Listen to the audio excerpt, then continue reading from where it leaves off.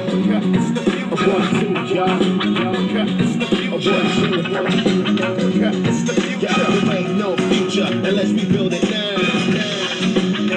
It's the future. It's the future. There ain't no future unless we build it now. United States, Africa, we salute ya. A new state of mind, I introduce ya. Close your eyes and visualize the rise of a new paradigm. Solar powered skyscrapers. Welcome to the Africa Must Unite podcast, a podcast dedicated to inspiring African people worldwide to rise up, organize, and struggle for Pan-Africanism, a unified, liberated, socialist Africa, the only permanent solution to the exploitation and oppression of African people, no matter where they happen to be born or happen to live in the world. Now please, welcome the hosts of Africa Must Unite. Africa's future is now, so get ready.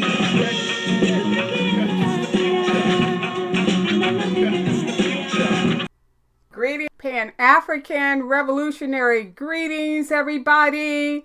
This is Africa Must Unite podcast, and who are we, Melvin? We are the Pan-African Revolutionary Socialist Party. Wow. Yeah. Happy New Year out there. This is January 2022, isn't it?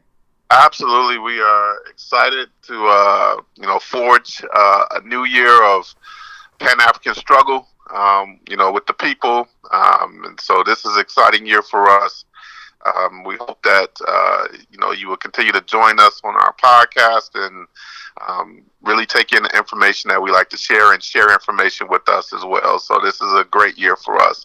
We look forward to it. Yes. And we are hoping that all of us in the African world will push forward the whole African revolution more in 2022 than ever before.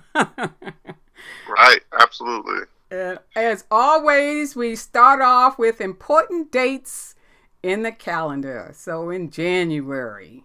Yes, January. Let's start out January 1st. We know that this is the final day of our Kwanzaa celebration, where we recognize faith and reiterate, for us, our faith is and hope is that while we're looking at Imani as the first day of the new year, that we can be encouraged to move forward in our struggle for Pan-Africanism.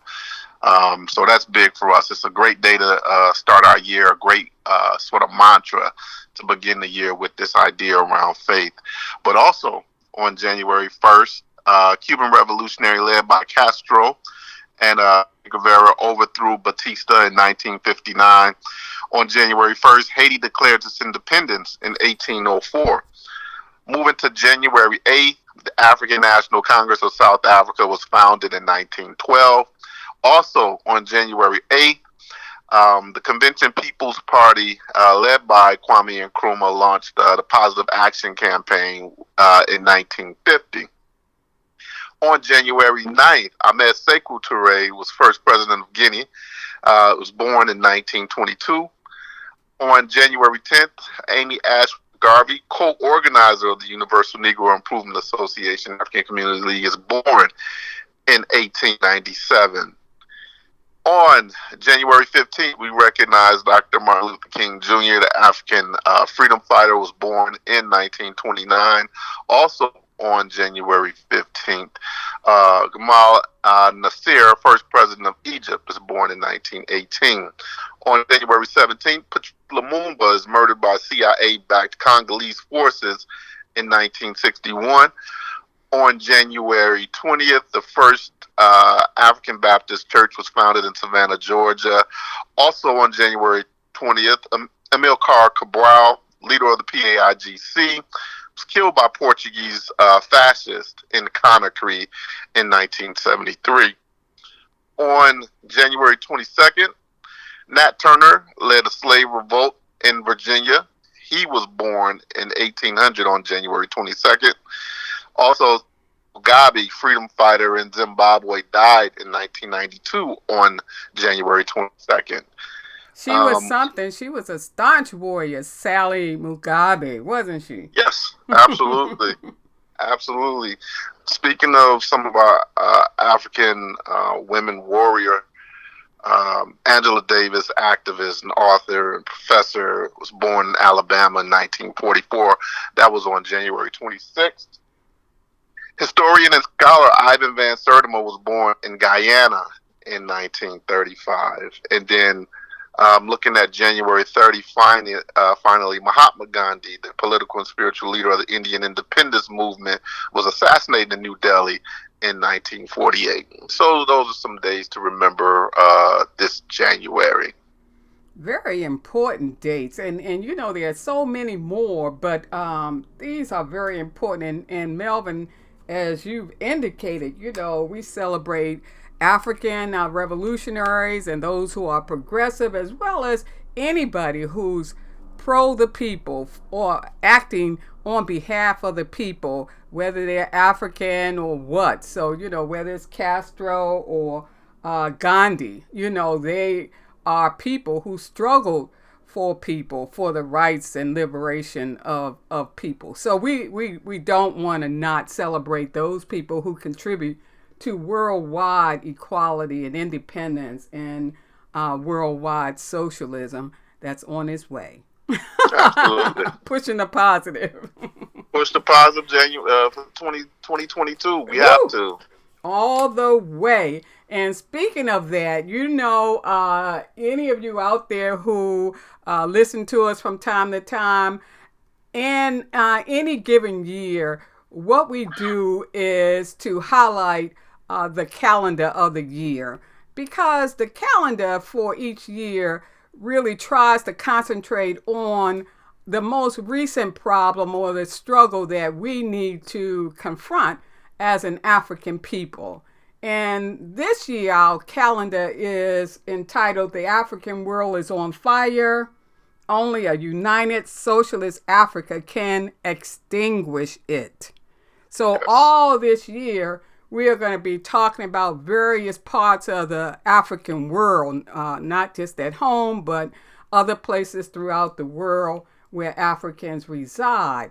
And one of the things we're trying to do is to highlight something very important that Nkrumah Osajifo, Dr. Kwame Nkrumah, taught us long ago, and that is for all of us to be completely liberated, free of exploitation and oppression. We have to build a unified socialist Africa. And he used all his life, really, to drive that point home. So this calendar for each month actually starts off with a direct quotation from Kwame Nkrumah that will be talking about and warning us of the importance of a unified socialist Africa. So for January, the quotation that we have here, this is an introduction to our calendar, which is always on the title, the focus, the theme of the calendar. The introduction is on The African World is on Fire. And it starts off with this direct quote from Osajifo, Dr. Kwame Nkrumah. Quote, "The struggle against puppet governments and against all forms of exploitation is the basic condition for the survival and development of a genuine liberation movement in Africa. We must accept the challenge and fight to destroy this threat to our future as a free and united continent." End quote. And this is Kwame Nkrumah from the Handbook of Revolutionary Warfare, page 16. And our introduction starts off like this. Melvin, you were going to say something. No, I'll just, it's always interesting and powerful to read those words and just to inform our practices as we move forward, you know, as, revolutionaries in this struggle. So now it's just, it's powerful words, and you just have to say something that's probably coming from some of that Baptist tradition where you just got to say something behind that those powerful words. And you know that Baptist tradition, speaking of which, come right out of our homeland. You know, that whole call and response where you got to say something when something hits you as true and Yep. right. You respond to that person who's calling something out and you say something, and that's where our amens come from. It's straight from Yes. our African tradition, isn't it? I say, absolutely. So what we have for January is this. It's an introduction to our calendar. So I'll start by reading it. Our 2022 calendar is dedicated to the masses of our people who are suffering throughout the African world. Only Pan-Africanism, a unified socialist Africa, can permanently solve our problem. Repeatedly, Osagyefo Dr. Kwame Nkrumah warned us in all forums, with all people, and in many varied ways that Africa must unite. And one can best chart his consistent warnings by studying his speeches that he made at the many conferences held while he was president of Ghana. And some of these include the following: the Accra Conference of Independent African States in April 1958, the All-African Peoples Conference in Accra in December 1958, the Declaration of Principles of Senequeli Conference in 1959, the Africa in Unity speech made at the Second All-African Peoples Conference in January 1960, the Conference of Ghana Women and Women of African Descent in July 1960, the Casablanca Conference in January 1961, and the two Cairo conferences, one May 5th, 1961, and the other August 1961. The African Freedom and Unity speech made at the Conference of African Freedom Fighters in June 1962. The Unity Now speech made at the founding of the Organization of African Unity in May 1963. The opening of the Second Conference of African Journalists in November 1963. The Peace and Progress speech made at the Second Conference of Non-Aligned States in October 1964. And the Summit Conference of the Organization of African Unity in October 1965. All of these conferences and many, many more, when he spoke, he talked about only Pan-Africanism, a unified socialist Africa, can permanently solve our problems. But, Melvin, unfortunately, we say in this calendar, his warnings went unheeded by the African leadership then, and they, we say, are unheeded by the African puppet leadership today throughout Africa. The result is today's African world on fire.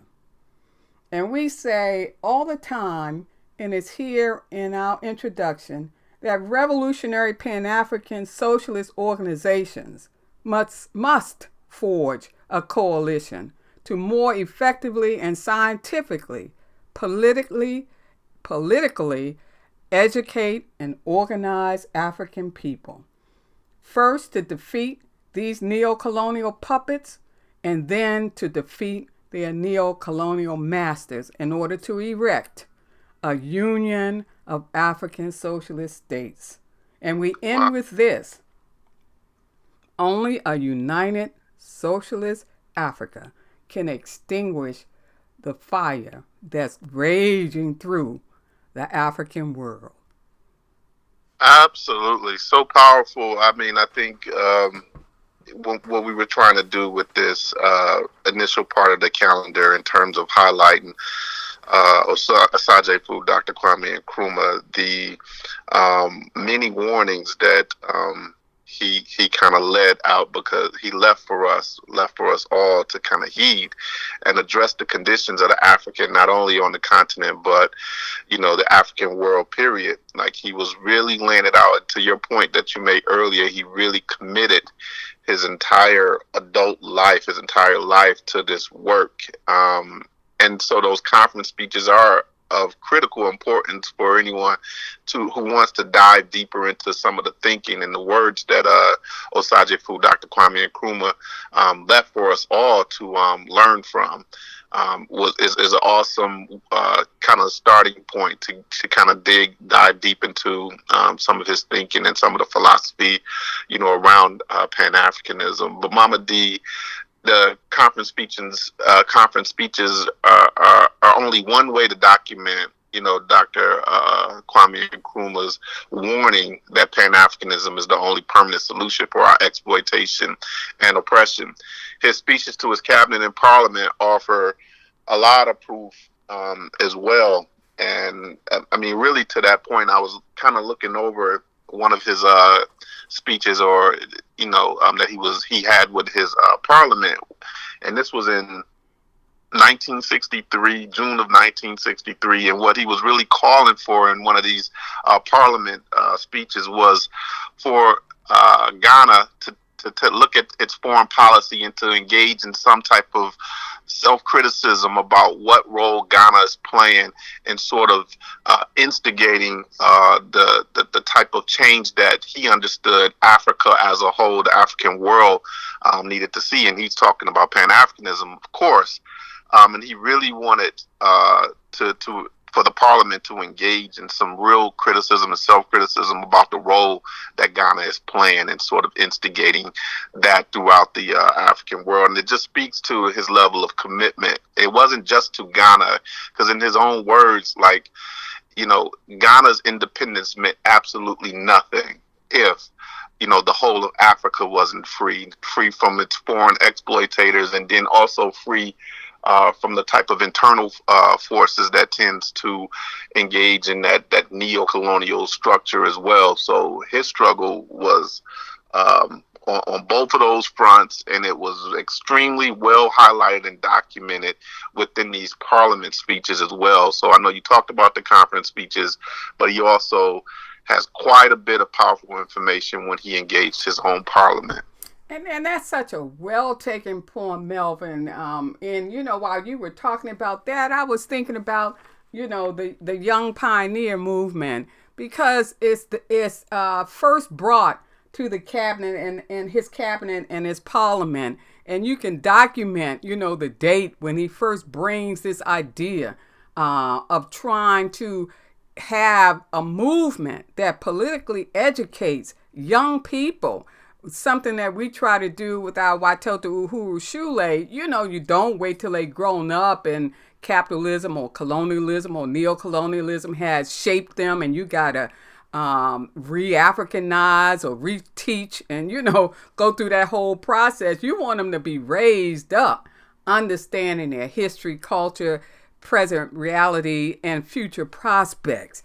And that's what Nkrumah did with in pushing forward this whole Young Pioneer movement and bringing not just for Ghanaians, but also those who came out of the Gambia, and the Honorable Jahumpa of the Gambia organizing these students to join in and go to Ghana to participate in the Young Pioneer movement. So it's just everywhere that Nkrumah never stopped teaching about the importance of Pan-Africanism. And one of the many things we can look at are his many works. And I mean, from Toward Colonial Freedom, Africa Must Unite, Challenge of the Congo, Neo-Colonialism, The Last Stage of Imperialism, Dark Days in Ghana, Handbook of Revolutionary Warfare that we already mentioned, Class Struggle in Africa, and Revolutionary Path. And Revolutionary Path was not completed until he was dying in Romania. And so it's of a special interest that all his life, he struggled for Pan-Africanism, because he knew that was going to bring about, our true liberation. So dying, he's sitting up in Romania, and he's dying, and he's worried about the conclusion of this major work, Revolutionary Path.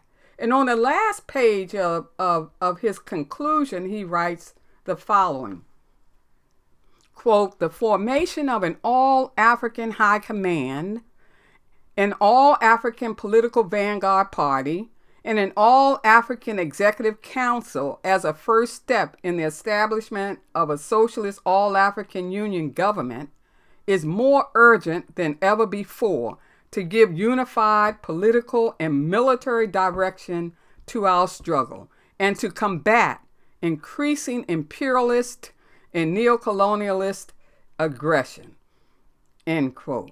And then he ends this whole book with this following statement, quote, a unified and socialist society in which the African personality will find full expression can and must be constructed. There's victory for us.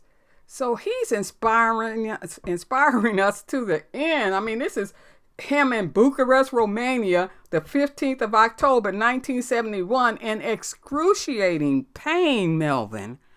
Yes. And this is what he's thinking about, where I would be thinking about, oh, poor me. Oh, I'm so sick. You know what I mean? Who would most people be thinking about but the people that we really hold high, like Osadifo, Dr. Kwame Nkrumah? To their end, they are thinking about their people. No, it's super powerful, important. And, it really informs us in terms of what we know we must do to continue that work. If he can give so much of himself, commit his entire life, to the fulfillment of, Pan-Africanism worldwide, then we certainly, can give our time, effort, and energy towards this as well. And so reading these pieces, it kind of fuels that struggle within us all to kind of resist, that capitalist onslaught that we have to kind of wage war against every day. The psychological and mental conditioning that capitalism kind of forces us to deal with on a day-to-day basis. So reading his word is food for thought. It fuels us and champion us to continue to struggle for this. And just being open and honest, I'm happy, for, June Milne, who has a collection of his work, of Dr. Kwame Nkrumah's work, his words, the letters that he wrote, the speeches to Parliament that were provided. And then even the great Dr. Doretha Mbalia, who has an incredible collection of the written works of Kwame Nkrumah, and then your seminal book, Kwame Nkrumah, Contributions to the African Revolution. And I know that sounds like a plug, but really this is just for political education purposes.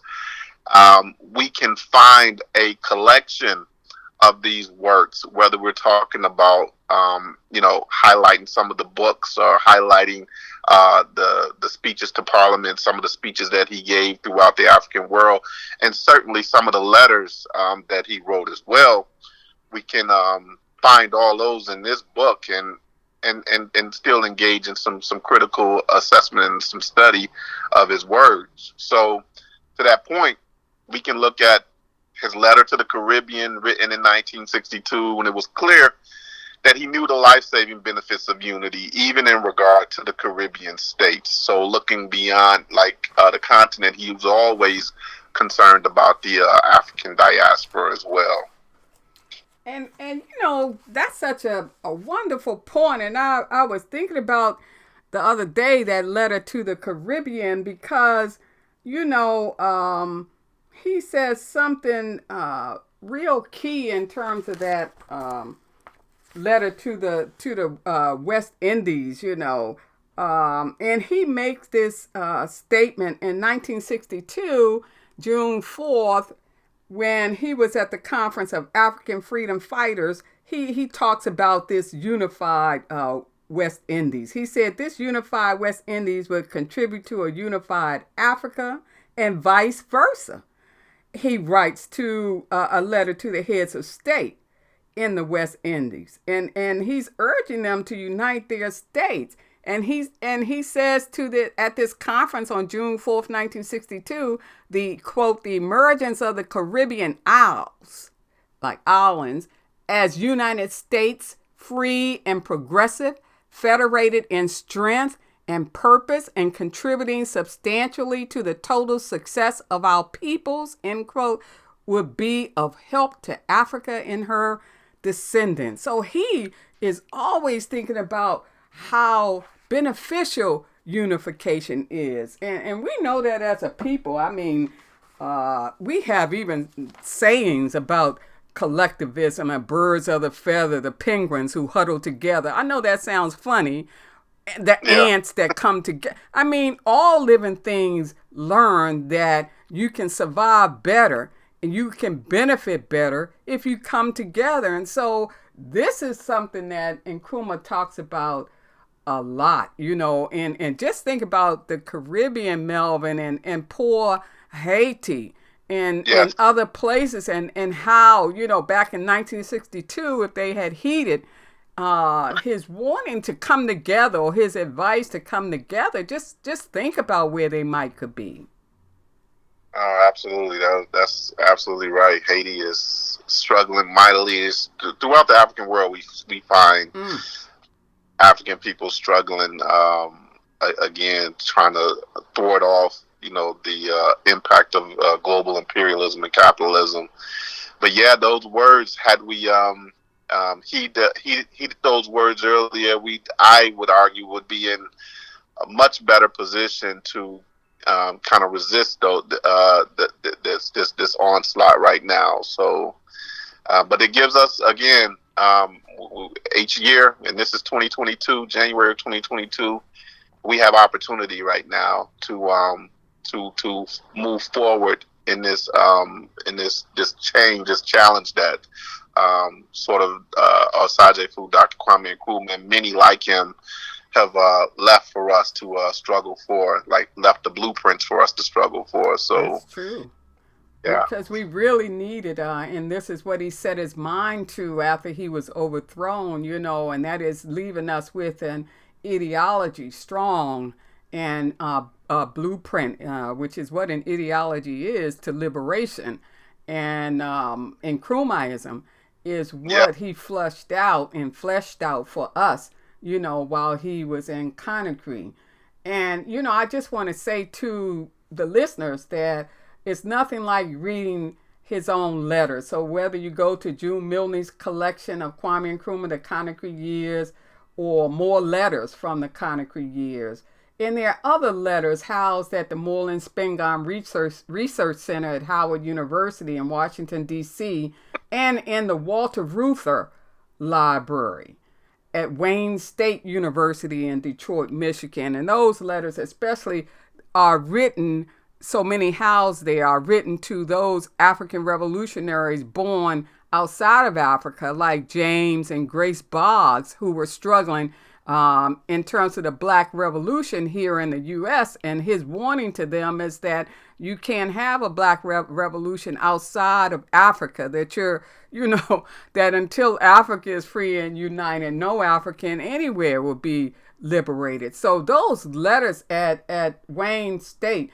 are precious letters, and I guess, we final comment, Melvin, is there is no doubt the evidence is clear.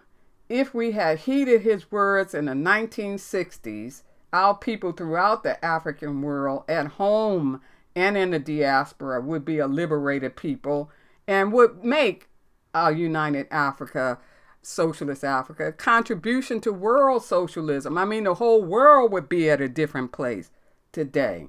But it's not too late, Melvin. That's what we say. We can heed his words now, and move forward. Yeah, so our challenge for 2022, I would argue for those who are our listeners, is try to pick up some of those works, whether we're talking about some of the books, Toward Colonial Freedom, Africa Must Unite, Challenge of the Congo, Neocolonialism, or we're talking about some of the letters and speeches and conference speeches that he wrote, or speech to Parliament. Those spaces where we said that you can find some of those pieces we would challenge you to read some of those some of those words of Osagyefo, Dr. Kwame Nkrumah. Again, if it's nothing else, to serve as fuel for us to all work together, kind of like ants in the colony, to to heed the words at this point right now. It's never too late. His point is too late. Let's heed the words of this warrior, this great warrior, and all the warriors who've come before us, who've pushed for, this permanent solution of Pan-Africanism, a united socialist Africa. So all throughout 2022, at times with the help of invited guests, our focus will be on the 2022 theme of our calendar, which is The African World is on Fire, where we'll be highlighting the current reality of many places throughout the African world, from Libya to Ethiopia, from the Congo to Azania, which is South Africa, from Haiti to Brazil, and the United States. Please join us. Please join us next month when we will discuss the current reality of the Democratic Republic of the Congo. Meanwhile, visit our website, Pan-African Revolutionary Socialist Party, all one word, .org. Email us at panafricanrsp@gmail.com. Like us on SoundCloud.com and visit us on YouTube. Leave comments on our www.facebook.com/Pan-African Socialist page as well. And remember, organization is the key. Join us, the Pan-African Revolutionary Socialist Party, or some other revolutionary Pan-African socialist organization. Heed the words of Kwame Nkrumah. A union of African socialist states is on the horizon. Proud of Kwame Nkrumah. We are the king of Africa, Lord God of mercy. This one is a special dedication to ones and ones who hail Kwame Nkrumah. Lord God of mercy.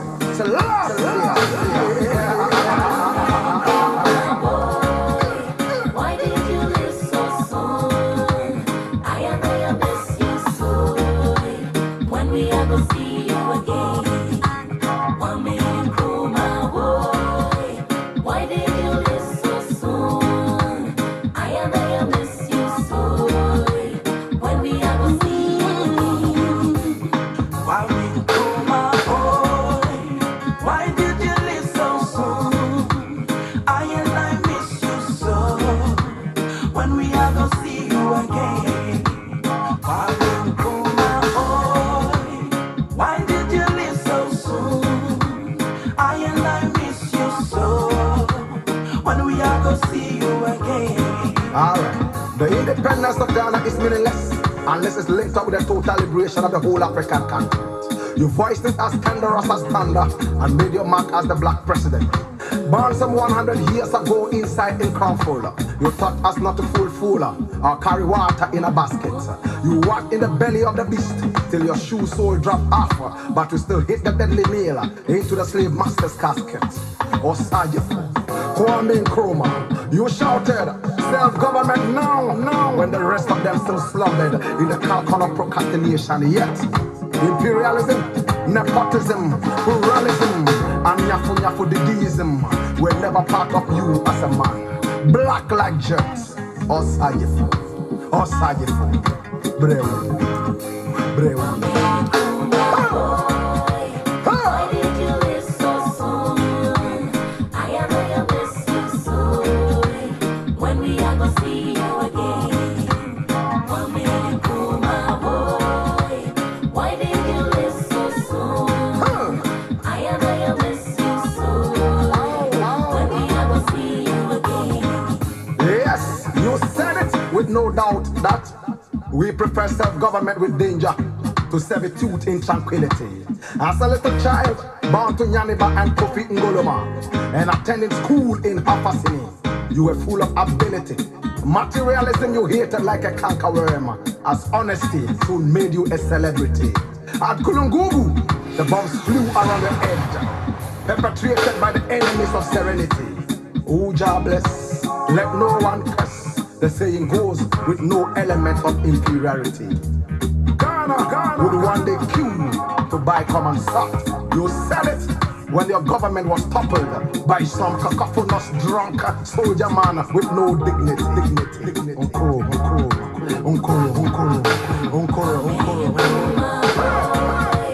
Why did you leave so soon? I miss you so. When we are gonna see you again? One million crew, my boy. Why did you leave so soon? I miss you so. When we are gonna see you again?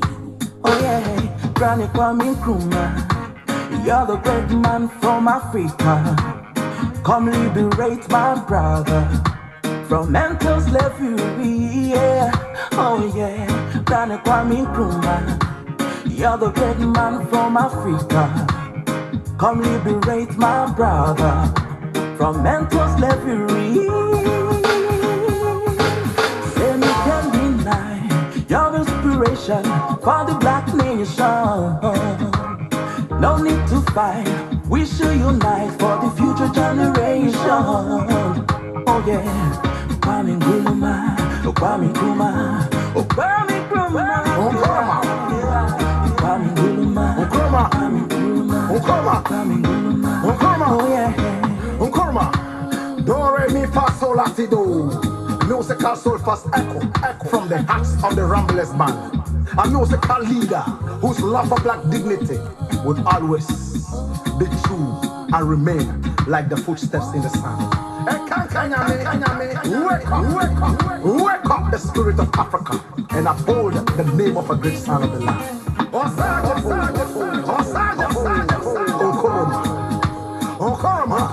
You love Africa so much so that you never looted any booty from the motherland. Hail Nkrumah, Osagyefo, Nkrumah. Hail the king, direct descendant of the Nzimala. It is time to pacify the spirits of Nkrumah. Hail Rastafari. So soon. I miss you so. When we are gonna see you again? One million crew, my boy. Why did you leave so soon? I miss you so. When we are gonna see you again?